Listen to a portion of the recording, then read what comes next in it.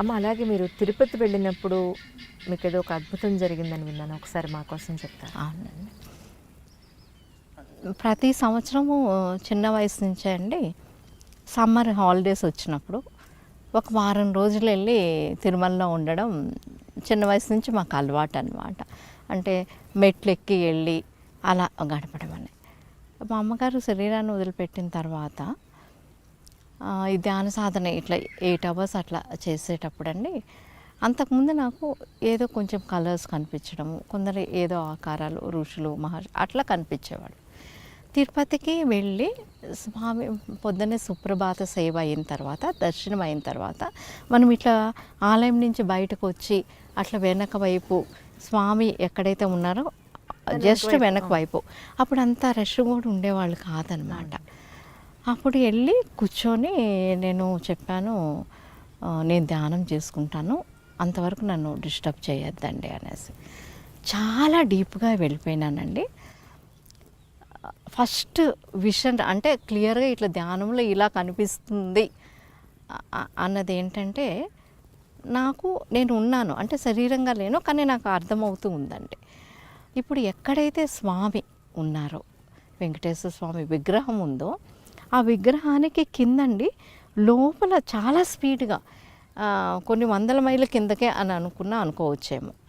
అంతకు ముందు రోజు ఏమైందంటే అండి, మనం ఉండే కాటేజ్ నుంచి స్వామివారి ఆలయ గోపురం కనిపిస్తూ ఉంది. ఆ గోపురం పైన 4 వైపుల నుంచి ఇప్పుడు మనము నీళ్లు కుండతో నీళ్లు పోస్తే 4 వైపుల నుంచి, కానీ అది గోల్డ్ కలర్గా ఉందన్నమాట. అట్లా రేసు నేను చూస్తూనే ఉన్నాను. మళ్ళీ నాతో వచ్చిన కజిన్స్ని కానీ మామని కానీ అడిగితే వాళ్ళు మాకేం కనిపించట్లేదు. నాకు చాలా అంటే అట్లా ఎప్పుడు నేను చూసింది లేదండి. ఏంది ఇది? ఇప్పుడు ఆకాశం నుంచి వచ్చి అట్లా కుండతో పోసినట్టు ఆకాశం నుంచి ఆ గోపురం దగ్గర నైట్ అంతా అలా చూస్తూ కూర్చొనే ఉన్నాను అనమాట. పడుకోలేదు నేను. తర్వాత స్నానం చేసి సుప్రభాత సేవకి వెళ్ళి ఇట్లా ధ్యానంలో కూర్చోవడం జరిగిందండి. ఎక్కడైతే అట్లా కిందకి అట్లా చాలా స్పీడ్గా అండి వెళ్ళడం జరిగింది. అక్కడ ఆజానుబాహు ఒక 60 ఏళ్ళ వ్యక్తి ఇట్లా ధ్యానంతో పెద్ద నామం వేసుకొని ఆయన్ని పైనుంచి నేను ఏ రేస్ అయితే చూశానో కింద నుంచి అలాంటి రేస్ పైకి వస్తూ ఉంది. ఆయన ధ్యాన ముద్రలో అట్లా కోటి సూర్యుల కాంతి అనేది మనం చదువుంటాం చూడండి, అంత కాంతితో మామూలుగా అయితే మనము ఈ కళ్ళతో చూడలేము. అలా చూశానండి. అంటే అప్పుడు నాకు అర్థమైందండి ఏంటంటే, అందుకే అందరూ ఎందుకు తిరుపతికి వెళ్ళాలి, ప్రతి సంవత్సరం తిరుపతికి వెళ్ళని వాళ్ళంటూ ఉండరు కదండి, వెళ్తారు స్వామి దర్శనం చేసుకోవాలంటే. వాళ్ళకి తెలియకుండానే ఆ కాస్మిక్ ఎనర్జీని తీసుకునే దానికోసం అందరూ అంత అట్రాక్ట్ అవుతారు. ఇప్పుడు మన దేశంలో ఏ ఆలయానికి ఎక్కువ అండి? తిరుపతి ఆలయానికి. అప్పుడు నాకు దీనిపైన పూర్తి నమ్మకం. అంటే ధ్యానంలో మనం ఏదన్నా సాధించవచ్చు, మనకి ఇంకొక డైమెన్షన్ అనేది ఓపెన్ అవుతుంది. అట్లా కూడా నాకు 8 అవర్స్ ధ్యానంలో కూర్చునేదానికి ఇంట్రెస్ట్ వచ్చిందండి. ఎప్పుడు మావారు బ్యాంక్ వెళ్ళిపోతారా, కూర్చుంటామా ధ్యానంలో, ఈరోజు ఏం కనిపిస్తుందా అలా అండి. ఇట్లా సాధన చేస్తూ ఉంటే అండి, ఒకరోజు మన ఇంట్లో కరెంట్ ఆఫ్ అయిపోయింది.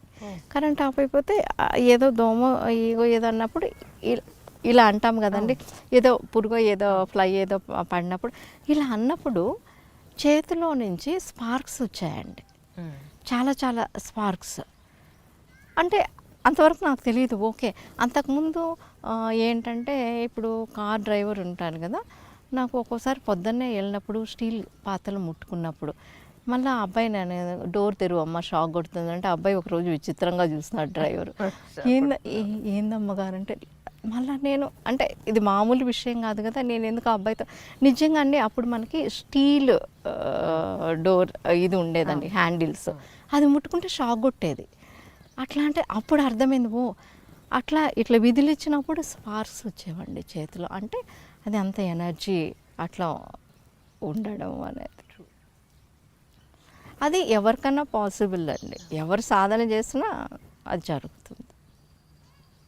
మామూలుగా మనం ఎప్పుడు వెళ్ళినా ఆలయానికి మన పెద్దవాళ్ళు ఏం చెప్తారంటే కాసేపు కూర్చొని రావాలి, కూర్చొని రావాలి అంటే ఆ కూర్చొని రావాలి అనేది మనకు గుర్తుంది. కానీ పూర్వం ఏం చేసేవాళ్ళంటే మనం ఆలయంలో కూర్చొని మనం కళ్ళు మూసుకొని ధ్యాన స్థితిలోకి వెళ్ళినప్పుడు ఇప్పుడు ఎలాగైతే పైనుంచి విశ్వశక్తి వర్షంలా వస్తూ ఉంటుంది, ఎక్కడైతే స్వయంభూ ఆలయాలు ఉన్నాయి కదండి అక్కడ వచ్చి కింద నుంచి ఎవరైతే ఆ స్వయంభూ ఆ విగ్రహం ఉందో అక్కడి నుంచి ఆ కింద నుంచి ఇట్లా విశ్వశక్తి ప్రకంపనలు పైకి వస్తూ ఉంటుంది.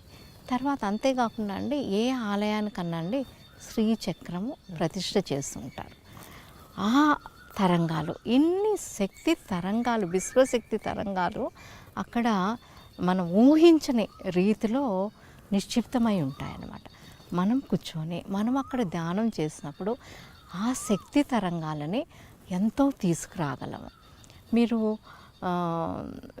వెళ్ళినప్పుడు మీరు చేసి చూడండి, మీకే ఆ డిఫరెన్స్ తెలుస్తుంది. ఇంటికి వచ్చినా కూడా ఆ రోజంతా కూడా ఆ శక్తి తరంగాలు మనకు తెలియకుండానే ఉత్సాహంగా ఉంటాం.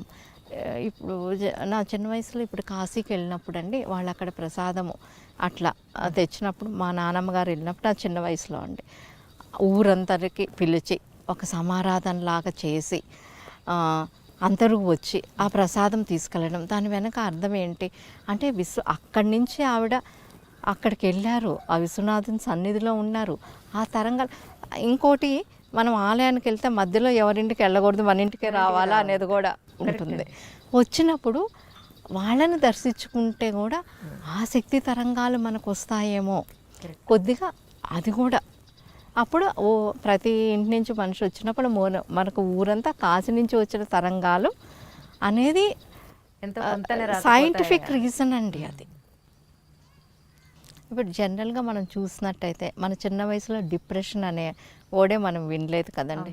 ఇప్పుడు ఎవరు చూసినా అది 3 ఏళ్ల పాపకు కూడా డిప్రెషన్ అనేది చాలా కామన్ అయిపోయినట్టు, నాకు కోపం వస్తుందనో నాకు డిప్రెషన్ అనో అట్లా అనడము తరచూ వింటూ ఉంటాం ఇప్పుడు.